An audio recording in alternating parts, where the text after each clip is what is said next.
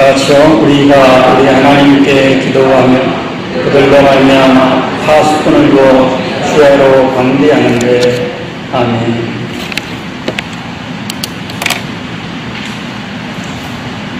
오늘 어느 여류 작가, 미국의 여류 작가의 글을 읽다가 참 놀랐습니다. 작가들이 책을 써야 수입이 나오거든요. 그러니까 배고픈 직업인데 이분은 이제 눈을 뜨면 글을 쓰기 시작하는데 이분의 표현이 아침에 눈을 뜨면 하루 24시간이 주어지는데 자기는 땅을 상속받는 기분으로 하루를 시작한다고. 시간이 자기에게는 땅이라는 거예요. 땅. 여러분, 우리가 땅이 얼마나 좋습니까? 이사 안 다니도 되고 돈도 되고 땅이 얼마나 좋습니까? 근데 시간을 땅 받듯이 받는다는 거예요. 이 작가분은 참 마음이 부유하다, 그런 생각을 했습니다. 여러분, 내일 아침에 눈을 뜨시면 오늘도 땅을 받네? 이런 아주 기분 좋은 마음으로 하루를 시작해 보세요. 눈을 뜨면 땅이 그냥 날마다 하나님께서 이런 재산을 우리에게 주신다 생각하면 정말 덥고 힘들고 어려운 부분이 많지만 감사가 더 많아질 것입니다. 그 여류 작가의 이야기를 들으면서 참 놀랐습니다. 신앙생활 한다는 건 참 재미있는 겁니다. 왜냐하면 통장에 돈이 많아지고 그 다음에 좋은 집에 이사가고 또 세상에서 명성을 얻는 그런 거는 당장 안 나타나지만 신앙생활하면요, 이 보이지 않는 세계와 마음의 세계가 아주 넓어지게 됩니다. 이것을 이제 경험을 해야 되는데요. 그래서 자기를 잘 알아가는 것이고, 나의 장점이 무엇이고 단점이 무엇이고, 어떨 때 내가 좀 약해지고 또 어떨 때 내가 우쭐하고 교만한지 하나님 앞에서 자기를 거울처럼 보면서 중심을 잡아가는 생활이 신앙생활이라고 할 수가 있습니다. 그런 면에서 볼 때는 참 인생의 문제를 어떻게 해결해야 될지, 나는 누구인지, 사람들과 어떻게 관계해야 될지, 가족들은 어떻게 상대해야 될지, 이 모든 면에서 하나의 예술이라고 할 수가 있지요. 서강대학교에서 있었던 일입니다. 라틴어라고 수업이 있었는데 놀라운 것은 소문에 소문이 나서 사람들이 다른 대학교에서도 이 라틴어 수업을 들으러 강의실에 300명씩 모여 앉아 있는 거예요. 책으로도 나왔어요. 라틴어 수업이라고. 그 옛날 말을 배우려고 영어도 아니고 라틴어 수업에 왜 이렇게 사람들이 많이 왔나? 이 라틴어 이거 점수 못 맞으면 어떡하나? 긴장하는 마음으로 강의를 듣는데 알고 봤더니 문법 외우고 교육시키고 그러는 게 아니라 이 공부라는 거는요, 깜빡 교육을 시키는 게 아니라 평생 하는 게 공부라는 것을 알려줍니다. 그러면서 사는 이야기, 내가 누구인지, 또 나의 장점은 무엇이고 내가 뭘 하고 싶은지, 하나님이 나에게 주신 뜻은 무엇인지, 이런 것들을 라틴어 말을 통해서 풀어가는 그런 수업의 선생님이 한동일 선생님이십니다. 첫 시간은 결혼 이야기를 하고 라틴어 수업에 언제나 첫 시간은 이 번역하면 이렇답니다. 첫 시간은 휴강입니다. 이걸로 끝이 나고 그 의미를 설명한다고 합니다. 그러면서 숙제가 있습니다. 여러분, 내가 일찍 끝내주는 대신에 교실을 나가서 피어오르는 아지랑이를 관찰하십시오. 이게 숙제입니다. 피어오르는 아지랑이를 관찰하십시오. 세상에 단어 외우는 것도 아니고 아지랑이를 관찰하라고 합니다. 이 사람들은 공부를 무조건 외우는 거, 시험 맞추는 거 사실은요, 영어, 독일어 이 시험 있잖아요. 그 나라 사람들도 못 맞춘대요. 우리나라 교육이 그 나라 사람들도 못 맞춘대요. 영어 쓰는 사람도 우리나라 수능 시험을 보면 못 맞추는 거예요. 근데 왜 그런 공부를 하고 있냐고요. 그냥 남보다 더 1등 하려고.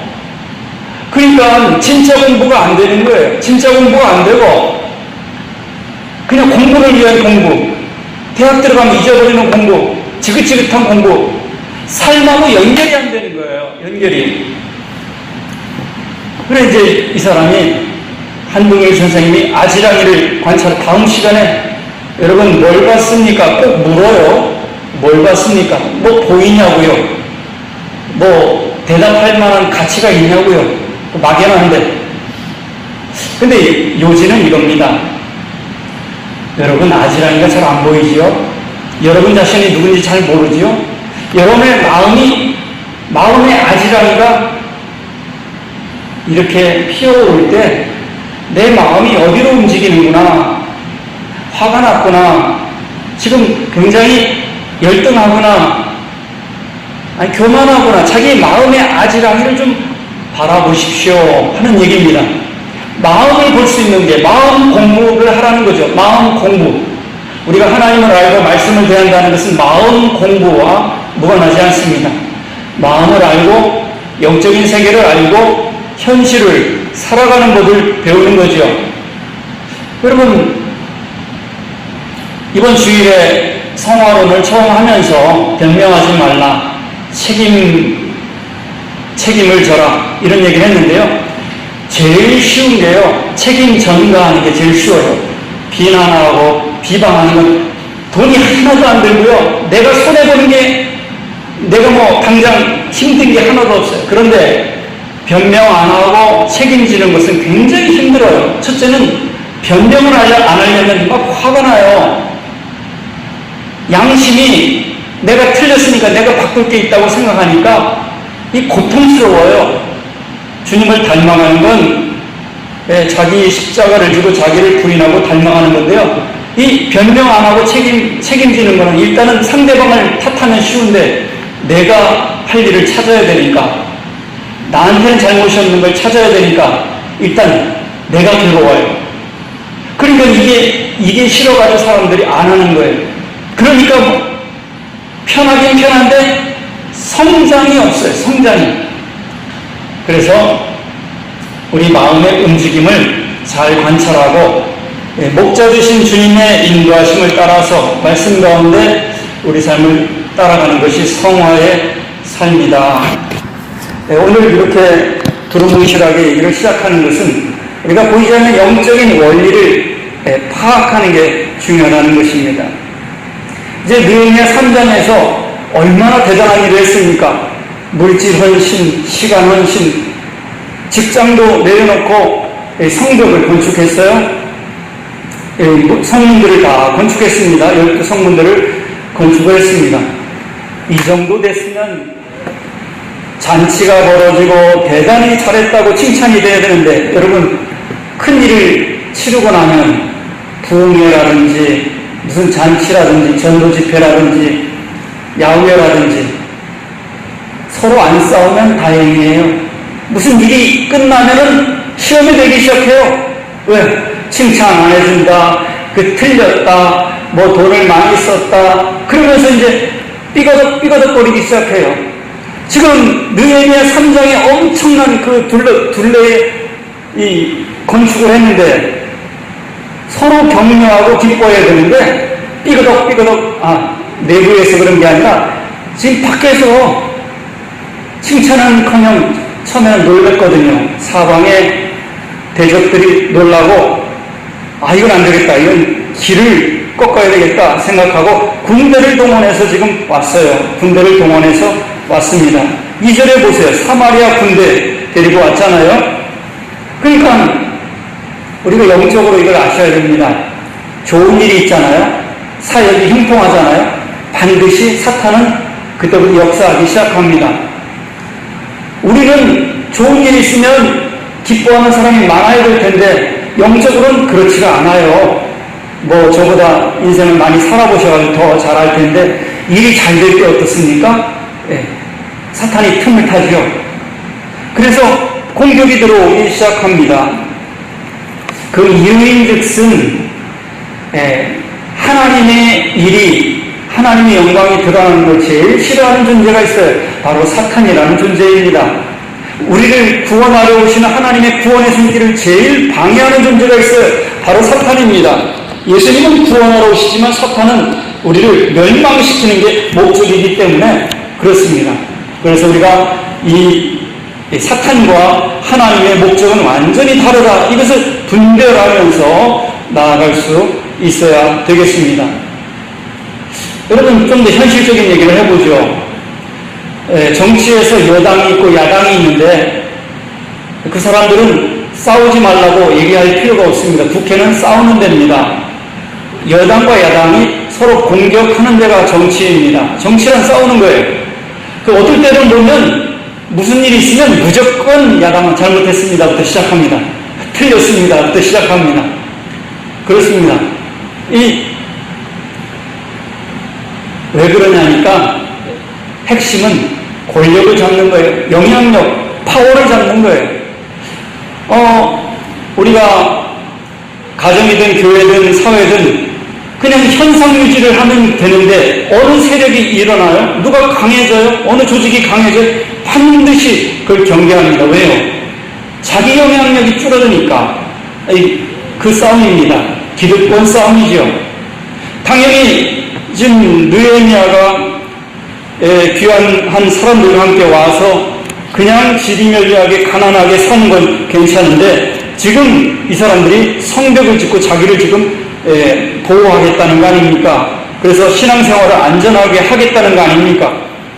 그러니까 이제 가난할 때는 안 건드렸는데 이제 힘이 생기려고 하자 사방에 군대들을 모으고 지금 공격해 들어옵니다. 이 목적이 다르니까요.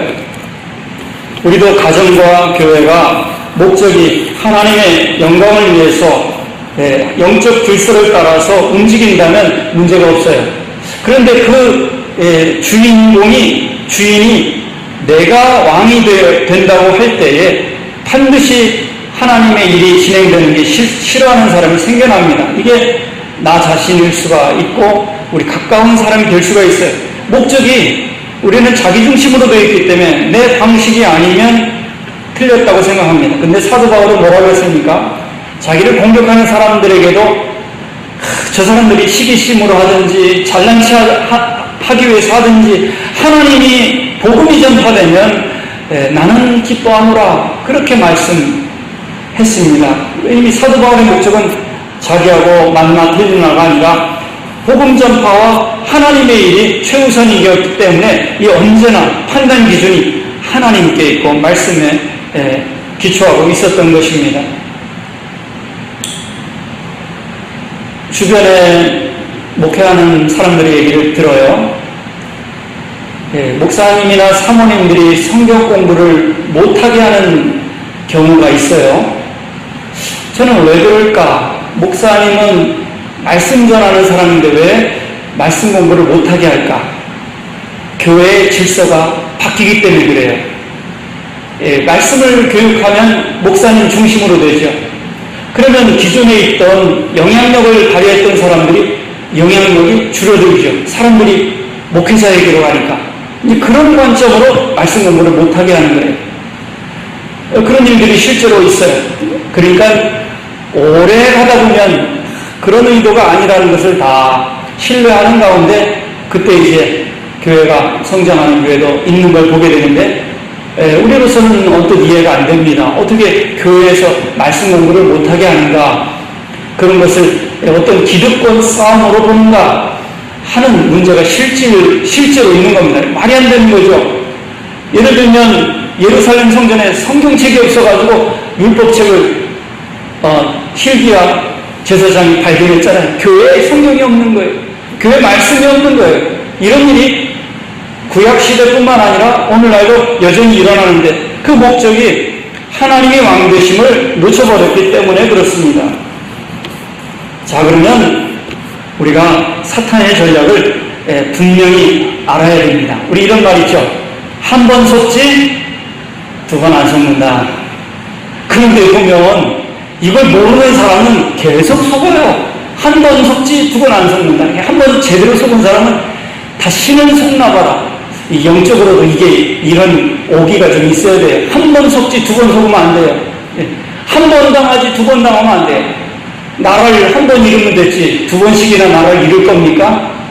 안 되죠. 그런 어떤 깨어있는 마음이 있어야 됩니다.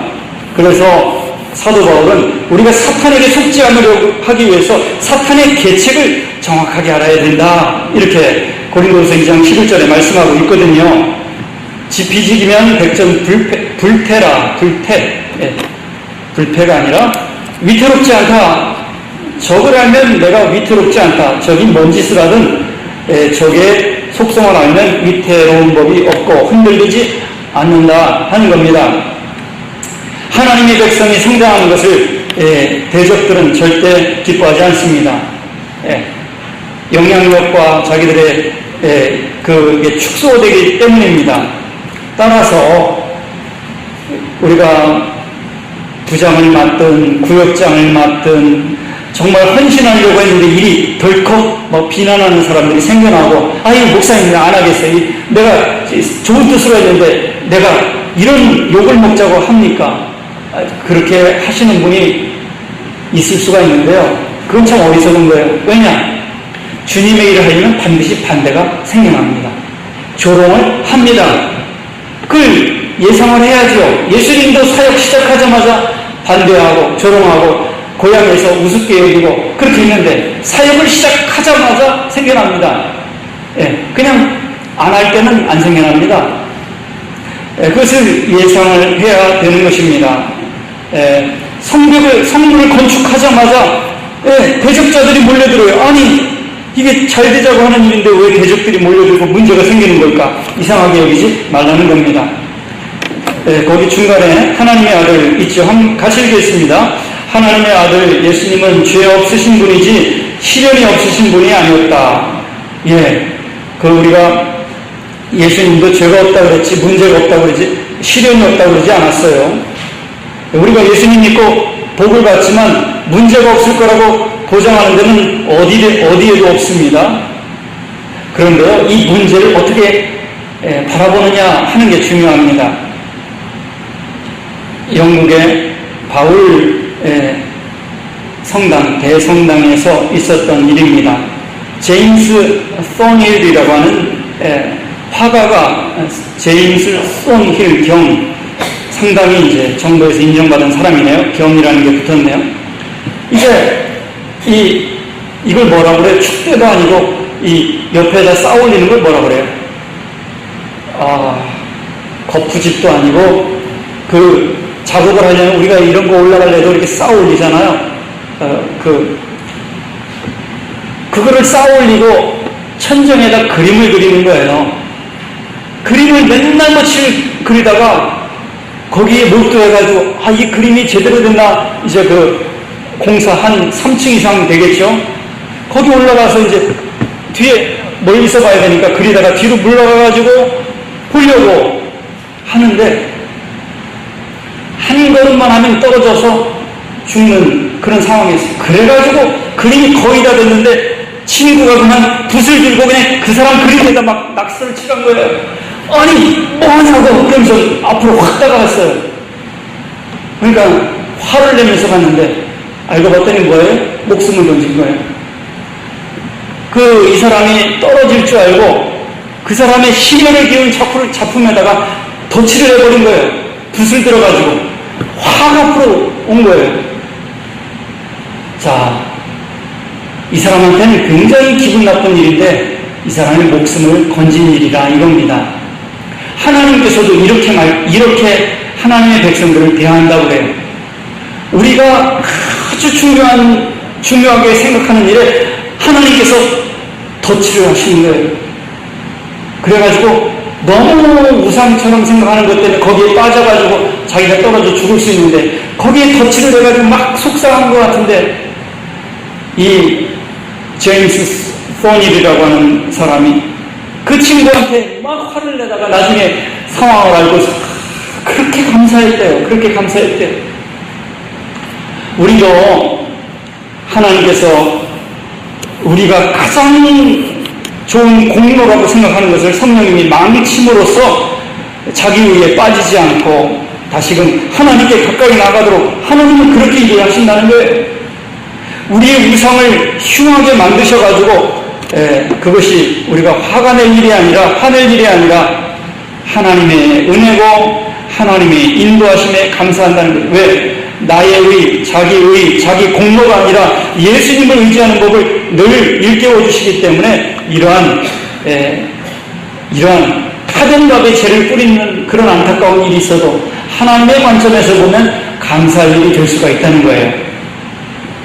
그래서 여러분, 문제를 볼 때 이 대적자들은 우리를 넘어뜨리는 게 목적이에요. 그런데 하나님은 문제를 통해서 우리를 성장하게 하고 축복을 받게 하는 게 목적입니다.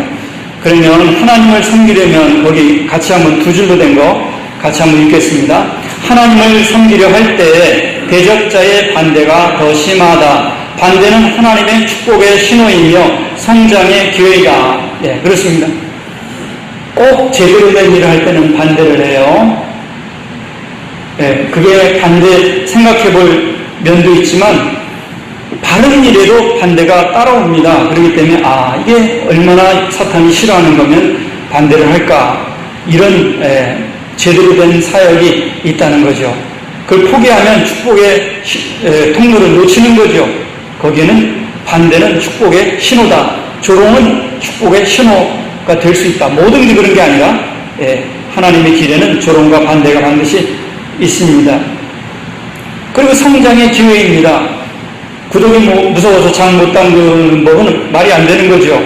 반대도 있고 조롱도 있지만 그것이 하나님이 주신 사명의 길이라면 그 길을 갈 때 성장을 하고 축복을 받게 되어 있는 겁니다. 사탄은 이렇게 유대인 백성들이 집을 짓고 튼튼하게 되는 걸 싫어했어요. 왜 싫어했을까요? 예수님이 유대인을 통해서 오잖아요. 사탄은 지금 예수님이 유대인을 통해서 못 오게 유대인을 완전히 무너뜨리려고 한 거예요. 바벨론을 통해서, 로마를 통해서. 유대인만 없으면 예수님이 유다 지파에서 오는데 못 오잖아요. 구약에서부터 이렇게 역사하는 거예요. 그 예수님이 오셨어요.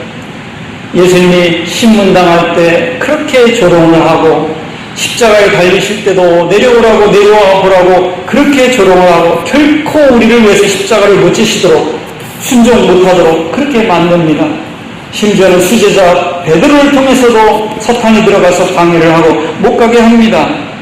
그러나 예수님은 누가 방해를 하든 비난을 하든 그 길을 묵묵하게 가셨습니다. 우리에게도 교회도 이 교회가 가야 할 길이 있다는 거죠.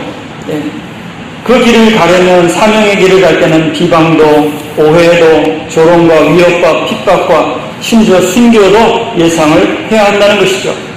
근데 사탄이 공격하는 제1단계가 바로 조롱인 것 같아요. 조롱. 이거는 어디서나 말로만 하면 되니까 조롱이에요. 조롱. 1절과 2절을 같이 읽겠습니다. 1절 읽겠습니다. 산발랏이 우리가 성을 건축한 다음을 듣고 크게 분노하여 유다 사람들을 비웃으며 자기 형제들과 사마리아 군대 앞에서 일러 말하되 이 미약한 유다 사람들이 하는 일이 무엇인가? 스스로 견고하게 하려는가? 제사를 드리려는가? 하루의 일을 마치려는가? 불탄 돌을 무더기에서 다시 일으키려는가 하고, 이 사람이요, 약 올리면요, 하던 일을 못하게 돼요. 약 오르면 안 돼요. 약 오르면은 하던 일을 다 팽개치게 되니까요. 그래서 사탄은 우리를 약 오르게 합니다. 약 오르게 해요. 성경을 봅시다. 하나님의 사람과 예수님을 얼마나 사탄이 약을 올리려고 합니까? 예수님은 1절 거기에 반응하지 않고 주어진 길을 해야 될 일을 하는 것을 보게 됩니다. 골리앗은 다윗을 힘으로 물려주기 전에 약 올렸어요. 야, 너 짝대기 가지고 뭐 하는 짓이냐? 예. 니네 신이 제대로 된 신이냐? 그러면서 종교를, 신앙을 약 올리고 다윗이 그 차림새를 약 올렸어요. 히브리서 11장에 보면 믿음의 선진들이 가장 먼저 당했던 여러 가지가 나오는데 조롱을 당했어요. 조롱을 당했어요. 물론 잘못해서 실수해서 당하는 조롱은 우리가 바꿔야 되지만 영적으로 하나님의 영광을 빛을 싫어하는 어둠의 세력이 얼마든지 조롱을 할 수가 있다는 거죠. 이 조롱한다는 것은 벌써 겁을 먹었다는 거 아니겠어요? 성을 건축한다 함을 듣고 분노했어요. 분노했는데 야, 너희들 하지마. 왜 이제 대단한 일을 했어? 이렇게 할 수는 없잖아요. 그러니까 마음은 엄청 화가 나는데 겉으로는 비웃는 거죠. 야, 니네들이 뭘 한다 그러냐? 니네들이 해가지고 제대로 할 수나 있겠어? 제대로 할 줄 알아? 그 불탄 돌을 흙에서 가지고 그런 거 가지고 했으면 그 성이 제대로 쌓아지겠어? 성만 제사를 드리려고 하는데 재물도 없이 돈도 없이 그 되겠냐? 그러면서 말로 약을 올리는 거예요. 약을 올려요. 여러분 저 지도를 한번 보세요. 제가 우리 지도를 찾아보려고 했는데 없어가지고 영어 지도를 하는데 사방에 대적자들이 있어요. 가운데 느헤미야가 있는데 북쪽에는 사마리아가 있죠. 동쪽에는 암몬, 도비아가 있죠. 밑에는 게셈, 아랍 족속이 있죠. 서쪽에는 블레셋, 갓, 에글론, 라기스, 아스돗 사람들, 블레셋 사람들이 있어요. 이 사람들이 지금 느헤미야가 딱 예루살렘에 와가지고 이 성을 건축하고 강해지면은 아니 자기들이 다 해먹었는데 이스라엘 나라가 재건되는 걸 좋아할 사람들이 하나도 없단 말이죠. 화가 난단 말이죠. 화가 난다. 그런데 로마서에 보면 정말 믿음의 성도는 어떻습니까? 함께 즐거워하고 함께 우는 사람이 성도라고 그랬어요. 우리가 하나님의 일이면 함께 즐거워합시다.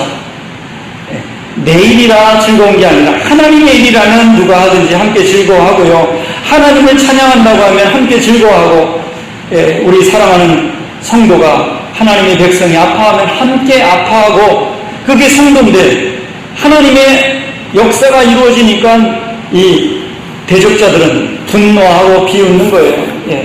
벌써 영의 믿음의 눈이 가려졌으니까 분노하는 거예요. 그런데 이걸 아셔야 됩니다. 하나님의 백성을 조롱하고 비웃는 것은 하나님을 비웃고 조롱하는 것입니다. 하나님을 대적하는 것이고 하나님에게 엄청난 죄를 저지르는 것입니다. 따라서 성도님들은 교회와 성도를 비방하고 조롱할 때 여러분을 조롱하는 게 아니니까 하나님을 대적하고 있으니까 하나님의 방법으로 하나님의 때에 하나님께서 그들을 심판하신다는 걸 믿고 두려워하며 약올릴 필요도 없고 대적할 필요도 없고 기도로 하나님께 알아야 됩니다. 여기서요, 약이 올라가지고 대적을 하잖아요. 반드시 2차 공격을 받습니다. 약이 올라가지고 대적을 하면 반드시 2차 공격을 받습니다. 옳거니 내가 미끼를 던졌는데 반응을 하는구나, 이렇게 됩니다. 그런데 그럴 때일수록 자기 맡은 자리에서 흔들림 없이 견고하며 흔들리지 말라고 고린도전서 15장 58절에 말씀하고 있지 않습니까? 흔들리지도 않고 견고하며 흔들리지 말고 자기 일에 열심히 할 때 이제 더 이상 흔들지 못하게 됩니다. 참 부러운 교회가 있습니다.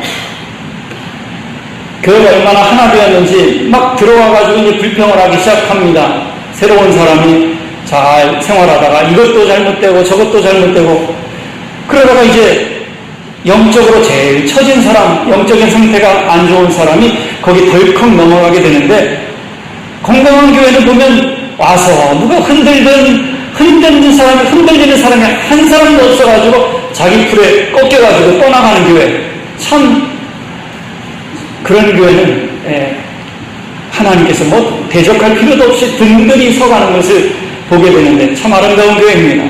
우리 삼성교회가 그런 교회인 줄 믿고 우리가 기도하면서 자기 맡은 자리에서 우리가 최선을 다하는 것입니다. 누가 대적할 이유가 없습니다. 그래서 하나님을 대적하는 것이기 때문에 하나님께서 알아서 할 부분입니다. 이들이 비웃으면서 하는 말이 뭐냐면, 야, 이 형편없는 유다 사람들아, 이 형편없는 교인들아, 이런 거죠. 이 미약한 유다 사람들이 하는 일이 무엇이냐? 이 미약한 사람들, 가난하고 못 살고 별 볼 일 없던 너희들이 뭘 한다고 그러느냐? 이렇게 말하는 거죠. 맞죠? 가난하고 별 볼 일 없죠. 그러나 이들이 보지 못한 게 있어요. 영적으로 하나님이 이걸 계획하고 하나님이 그 뒤에 계시다는 걸 알지 못했습니다. 교회가 보면요, 어떤 세상 사람들의 눈에 볼 때는 오합지졸이 다 모인 것 같고요, 지도자가 제일 형편없는 것 같고요, 답답한 것 같죠. 그러나 하나님이 계시다는 걸 못 보는 거예요. 하나님이 교회에 예수 그리스도가 머리가 되시고 말씀이 그분의 능력이 되셔서 성도님들의 심령을 움직이고 성령님께서 역사하시는 걸 사람들 그걸 못 보는 거예요. 지금 이 사람들이 안 보이니까 이 미약한 형편없는 유다 사람들아 이렇게 말하죠. 어떻게 하나님이 영적인 자원과 하나님이 이것을 계획한 분이 하나님이라는 걸 볼 수 있다면 어떻게 이런 말을 할 수 있겠습니까? 그리고 가난한 게 맞지요. 그러나 하나님께서는 약함 속에서 강함이 되시고 가난 속에서 부를 만들어 가시는 그런 위대한 하나님이신 것을 성경은 고백하고 있습니다. 내가 약할 때 강함이라 고린도후서 12장 10절에 말씀하고 있습니다. 약한 거 맞습니다. 그러나 하나님은 강합니다. 그것을 보지 못하는 것입니다. 우리도 나는 약하지만 우리 하나님의 구원의 말씀으로 성령님으로 우리가 날마다 가까이 나갈 때 성령님께서 미약한 우리 가정을 통해서 우리 교회를 통해서 나 자신을 통해서 하나님의 영광을 드러내는 줄 믿으시기를 주님의 이름으로 축원합니다. 나는 약하지만 하나님이 우리 가정에 교회에 내 인생에 하나님이 내 백이 되시는 겁니다. 내 후원자가 되시는 겁니다.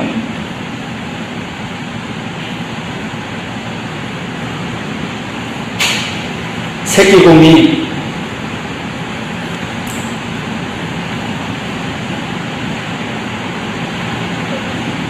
아주 무서운 사자인가 호랑인가 여러분 영상을 많이 봤을 거예요. 새끼곰이 타겟이 돼가지고 잡히게 되었습니다.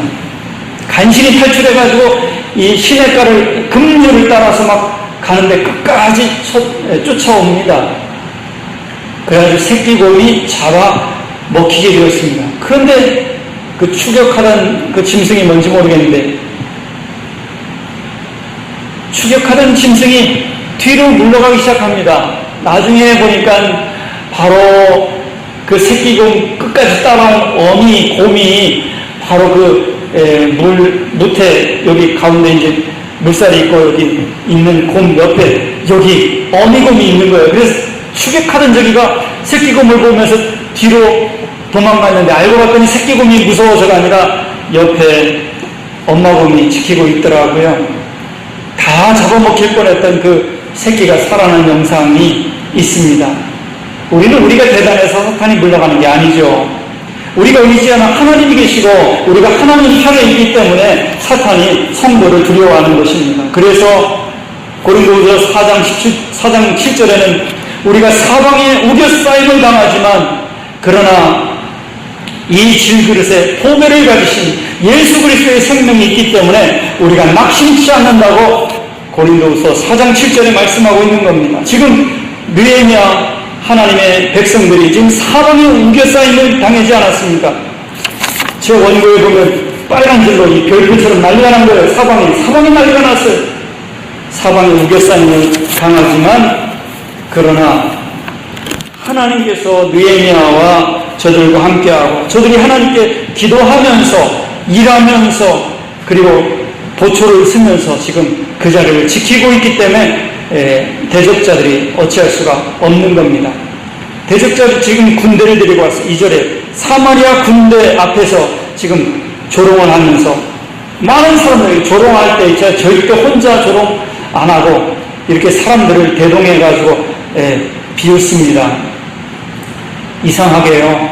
저희도 사형제가 있는데 모이면 셋째를 놀리곤 했어요. 둘째 동생. 제일 착하고 제일 순진한 동생이에요. 돈 있는 것도 내 필요하게 달라 그러면 다 주고 어렸을 때부터 나중에 직장 생활하다가 친구가 또 500만 원 해달라고 그래도 줘서 값을 찾지도 못하고 그랬는데 하여튼 셋째를 만나면 우리도 모르게 조금 이렇게 험담을 하는 경향이 있었어요. 이 사람이요, 이게 모이게 되면 누군가를 이렇게 자기 고백하는 건 진짜 닭살 돋고, 누군가를 험담하는 건 이게 빠져들어가기가 아주 쉽거든요. 그래서 이 조롱하고 누군가를 놀릴 때는 혼자 안 하고 여럿이 한단 말이죠. 예. 지금 군대를 데리고 와가지고 느헤미야와 백성들을 험담하는 거죠. 그런데 하나님께서는 이 문제를 하나님의 능력을 드러낼 수 있는 기회로 사용하셨습니다. 우리 원수들이 여기 쓰여있는 거, 원수들이 하나님의 백성들이 하는 일을 조롱할 때 같이 한번 읽겠습니다. 원수들이 하나님의 백성들이 하는 일을 조롱할 때 그것은 하나님께서 놀라운 방식으로 그들을 축복하는 방식이다. 하나님이 은밀한 방식으로 축복하는 방식이에요. 여러분 신앙생활 한다고 가정에서 조롱받고 비난받을 때가 있지요. 또 부부 사이에도 그런 조롱을 받을 때가 있지요. 그러나 진실된 길을 가고 주님께서 허락하신 길을 간다면 그게 축복이라는 걸 기억하셔야 됩니다. 하나님은 놀라운 방식으로 비난했던 사람들의 입을 다물게 합니다. 시편 2편을 보면 군왕들이 하나님을 대적해서 일어나며 하나님이 하늘에서 웃으시며 그랬습니다. 막 벌떼같이 일어납니다. 하나님은 웃고 계신다 이겁니다. 여러분 하나님 편에 하나님이 웃는 걸 바라보세요. 흥분하지 마세요. 너희들이 지금 나를 대적하냐? 하나님은 웃고 계셔요. 여러분 영적으로 이런 원리를 잘 알아야 되겠습니다. 지금 조롱할 때 하나님은 축복을 주고 이 조롱이 축복으로 들려야 돼요. 조롱이 축복으로. 막 교회를 향한 비난이 교회를 사랑하는 하나님의 음성으로 들려야 돼요. 그러면서 회개하면서 더 교회를 사랑하고 소망 가운데 믿음 생활에 정진해야 되는 거죠. 이 문제는 당장은 화가 나지만 그것은 하나님의 축복의 신호고 내가 나에게 더 좋은 일이 있을 수 있는 신호입니다. 저도 설교 준비를 하거나 글을 쓰다 보면 실수로 다 날아갈 때가 있어요. 더군다나 가까이 있는 식구들 때문에 날아갈 때도 있잖아요. 그러면 혼자 있을 때는 막 너무 좌절이 되죠. 다 날아갔으니까. 그런데 이제 지금 제가 습관이 바뀌었어요. 다 날아가면 그 다음에 두 번째, 세 번째 쓰면 더 엑기스가 나오거든요. 더 좋은 게 나오거든요. 그래서 날아가도 흥분하지 않아요. 아유 안타깝다. 어떻게 쓰지? 차분하게 마음을 가라앉히고 다시금 쓰는 것을 보게 됩니다. 여러분 돌발 상황이 발생해도 그게 저주가 아니라 축복이며 성장의 기회라는 그것을 생각하면서 우리가 신앙생활을 해야 되겠습니다. 사탄은 우리에게 상처 주는 말을 할 수도 있습니다. 그러나 우리를 해칠 수는 없습니다.